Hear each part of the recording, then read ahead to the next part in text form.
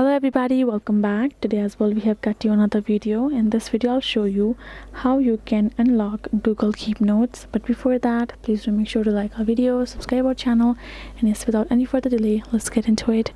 For that, let's go ahead first of all access our App Store and make sure you have simply installed the Google Keep of yours and checked out whether it's updated or not, right?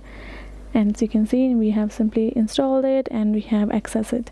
Now if we tap on this app of yours, we're gonna find this kind of interface. Now go ahead, tap on this plus and create yourself a note. Now go back and there you go, you have your new note, right? So if you're gonna tap on it and tap on this archive icon on top right, you will be able to lock it. To unlock this, all you have to do is tap on this menu icon on top left. You will find this option of archive. Tap on it and you will find all of your locked archived notes. Go ahead, tap on that particular one, tap on this archive option icon on top again, and you can see now note has been unarchived. Now go back and access your notes, and there you go, you will unlock your notes like that, likewise right over there.